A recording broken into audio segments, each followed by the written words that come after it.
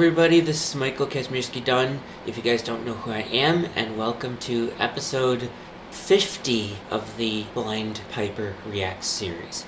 So as I've been reacting to these last two episodes, this one is also the hottest girl I've ever heard, Lauren Alvarez, or as I nickname her, Señorita HOTVIBRATO, partly because she's of Cuban descent, partly, hence the Spanish, señorita. And then, of course, hot vibrato because she has the hottest vibrato ever. Well, take that back. She and Madeline have identically hot vibratos. Let's just put it that way. So here's the thing. A couple of weeks ago, Lauren uploaded a cover of a Carole King song, which is called It's Too Late, to her Instagram. And I'm like, this is the coolest thing in the world, but when are you going to post this on YouTube? Because I don't want to react to her and tell people what I'm reacting to and have someone else look at it and like, okay, well, how'd you find it? If it's not on YouTube, how'd you find it? I'm like, well, it's on Lauren's Instagram. And they're like, I don't have Instagram. So, I wanted to wait for Lauren to upload these two covers to YouTube. And the only other problem is that my sister Lizzie was here with me for the majority of this week. So I unfortunately I had to wait to react to these until today was probably the earliest moment I could react to these two covers that Lauren did. So I'm so sorry for how long it's been, but hopefully you've waited long enough for this, Lauren. So anyway, was it Monday or Tuesday after St. Patrick's Day, Lauren uploaded a cover of Carole King's It's Too Late. And I'm familiar with that song quite a bit because my dad really likes the XM station called The Bridge, which is mellow classic rock, especially from the 70s. We often listen to The Bridge on the way to bagpipe competitions or even a bagpipe band practice weekend, because I'm in a bagpipe band, the Greater Midwest Pipe Band, as I probably told you, Lauren. So we often listen to The Bridge on the way to some bagpipe competitions or a pipe band practice, so I had to tell Lauren, I'm familiar with this song because of that. And there's not quite as much of a vibrato as, ideally there could be, but still, just because it's from Lauren, I figured, okay, I really have to react to this, because I really want people to know how hot I think Lauren's voice is. So here goes. There is an instrumental backing behind her. That note's pretty hot.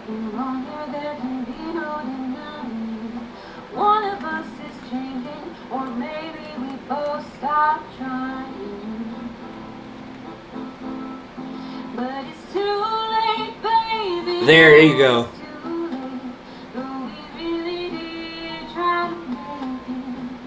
Again, forgive the vibration. My laptop speakers sound kind of weird when they like to vibrate on some of the low notes, so. Maybe you should do Linda Ronstadt next, Linda, sorry. I just have no words because of how hot your vibrato is, Lauren. I'm so sorry I accidentally called you Linda. Oh my gosh. But it's too late, baby, now it's too late. Though we really did try to make it. Something inside has died and I can't hide it. Oh my gosh. Can't fake it. Oh no, no. And unfortunately that's where the Instagram reel ends. And she didn't upload this to YouTube until last week. So I thought, okay, maybe I'll react to that. But then that's the exact same day that she actually posted the hottest, dare I say, s***iest cover of Somewhere Over the Rainbow from The Wizard of Ozz. Now, I've never really been a big fan of this song, to be honest with you, because I'm not a big fan of big upward jumps, especially octave or more. And obviously the first two notes of Somewhere Over the Rainbow, the melody, are an octave. And, you can't play this on the bagpipes either, so that's another reason why it's never really been, my favorite song in the world. But ever since Lauren uploaded her cover of it, which was just this past week on YouTube or last week on Instagram, she literally changed my whole entire mindset about it. So again, I wanted to wait for Lauren to upload this to YouTube first because I didn't want to react to her and have people think, okay, how'd you find the recording then? How did you, how can you react to something if I can't find where it is? And then I'd be like, oh, it's on her Instagram. Well, I don't have an Instagram. I didn't want it to run into that kind of a situation. So that's why I had to be a little patient to wait for her to upload this to YouTube. Now, almost all her notes have not only the hottest vibrato in the world, but the one thing I really love about it is that she actually slides between some of the notes, just like proper opera singing should do. And even on those slides, she still has a really hot vibrato. And that is what I would call expression. A lot of opera singers, this is not opera obviously, but a lot of opera singers, they just hit the notes with no slides, no nothing. Like, for example, a young soprano that I used to, who used to have really good voice, her name is Abby Becker. Abby Becker and other people like Abby Becker hit the notes and they have a good vibrato, but they just have no expression. And not as far as like dynamics or anything, but expression. Like, they don't slide between the notes. They just don't like have this kind of, I guess you could say, like almost like an old style expression to their voice. But when Lauren pulls off this hottest version of Somewhere Over the Rainbow in the world, she's got it. Like, oh my gosh, I really wish more girls had a vibrato and expression just like her. And, I just hate the fact that, there aren't really a lot of good singers left in the world. And of all the opera singers I know of, at least 90% of most opera singers have really bad vibratos and no expression whatsoever. So it's just like, ugh. And I told Lauren, like, hey, because you're super good at this, you pretty much have like 75% of the technique to sing opera down. And I have a really cool idea for Lauren to cover, actually possibly cover her first opera song. And it requires going up a little bit higher than she's used to. But I told her that one of my other favorite opera singers, Abby Fisher, has been an alto for decades, and Lauren's an alto. But one Christmas, there was a Facebook post from Abby Fisher where she decided to take it upon herself to sing the soprano roles from Handel's Messiah Symphony. And she did it. So if Abby Fisher's been an alto for decades and finally went into looking into singing soprano, I'm pretty sure you might be able to do that, Lauren, if you try. So anyway, enough talk here. Let's get on with the hottest version of Somewhere Over the Rainbow I've ever heard. And this is actually a cappella, so there's no instrumental backing. And because her notes are relatively quieter, it'll be a little bit difficult for me to kind of react to it because I don't want you to miss the vibrato, especially on her low notes. So this is like the hottest thing I've ever heard from her. Here we go. Somewhere over the rainbow. Oh yeah. I wish more girls had that vibrato. I'll point out the expression when she comes to it. Oh, that's the hottest thing in the world.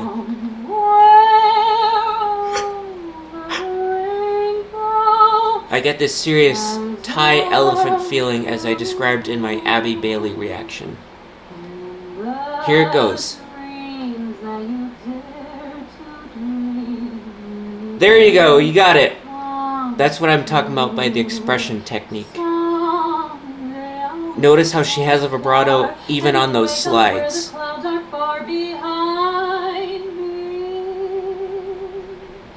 Hottest vibrato ever.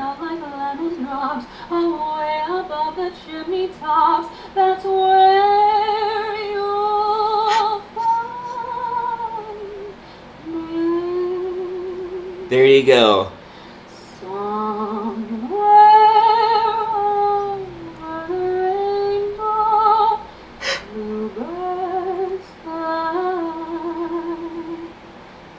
Slowing down a little bit, but you literally sound like Denise Lee. Again, expression.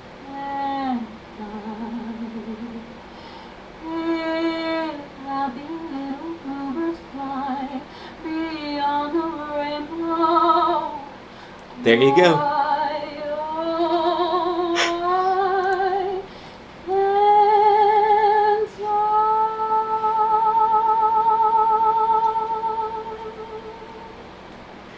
Oh my gosh. See, that's why I think it's just starting to make me cry that you're one of the very few singers with the hottest vibrato I've ever heard. Most people have really bad vibratos, and a lot of people are even taught to sing with a really bad vibrato. And there are not enough people who have really hot vibratos, so I really wish that you were not one of only 10% of most singers, Lauren. I really wish that a lot more singers had as hot a vibrato as you do. But hopefully, because here's a little bit of a backstory. The same day Lauren uploaded this to YouTube, she posted on Facebook that her cover of We Don't Talk About Bruno has reached over 100,000 views. And I don't know how long it's been uploaded, but I just had to reply to her. I'm like, you know why? That's because you have a properly hot vibrato, and the original singers of that song don't have a proper vibrato. They have a really bad slow vibrato, and slow vibrato is bad for the voice. And Lauren's like, oh my gosh, you're too kind to say this. And so I feel like hopefully enough people will be able to view that comment and realize that a vibrato like Lauren has is the correct kind of vibrato for the voice. Because, like I said, too many people have a really slow vibrato, and a slow vibrato is actually not good for the voice. And so I'm actually kind of starting to cry a little bit because, I just wish that Lauren wasn't like one of only a tiny, dangerously few number of people with the proper vibrato. So I mean, sure, I'm excited to react to Lauren, but it just really hurts to hear that, very few people have a good vibrato anymore. And I just wish that more and more people had hot vibratos. In fact, one friend of mine was actually mentioning that if everyone in the world had a proper vibrato, the world would be boring. There wouldn't be a lot of, variety in terms of, slow vibrato, hot vibrato, and whatever. And yeah, that's absolutely true. If everyone just listened to country music, for example, and nothing but country, that would be boring for sure. Because, I'm not the biggest fan of country just because it's overrated. Or rap, for example, or whatever kind of genre you can think of. Not enough people are listening to bagpipes or jazz or opera or whatever. So, I am kind of sad that, Lauren is one of a few number of people left in the world with a proper vibrato. So, yeah. So I'm really looking forward to what Lauren comes up with next, especially what kind of studio stuff she'll be able to do. And of course, that means, I really can't wait for that epic Kelly Clarkson effect of either type, whether that's lead below or lead above. And in my last episode, Lauren, I've kind of explained about what I think is the coolest way to get that Kelly Clarkson effect. So what I'm going to do is, for a couple seconds, I'm actually going to go ahead and flashback to that. So, flashback in 3, 2, 1. So you obviously know that the Kelly Clarkson effect is two different octaves, right? If it's lead below, the lead is on the low octave. If it's lead above, the lead is on the higher octave, right? Well, regardless if it's lead above or below, there are always two vocal tracks. There are usually two other lower vocal tracks, one on the left, one on the right. And in the case of lead below, it's two lows, left and right, two lows on the left and right, the lead in the center, and then the one higher octave in the center, which is background, the same kind of background as the left and right ones, right? So you got 4 different parts. And then with lead above, 3 lows, 3 background lows, so left, middle, and right. And then you have the lead up top in the center, of course, being the loudest part. Okay, we're back to the real world now. So, yeah, hopefully that all makes sense, Lauren. So, there you go. So, that's episode 50 of the Blind Piper React series. If you guys love what you heard, feel free to hit love, subscribe, feel free to hit the like button, subscribe, comment all you want, and definitely stay tuned for more episodes of the Blind Piper React series. I don't even know what my next one's going to be. If it's going to be something from Lauren, that'll be the coolest thing in the world. But I do have quite a lot of other singers that I like too, so who knows what it's going to be next. So, alright, have a good day everybody, and see you next time.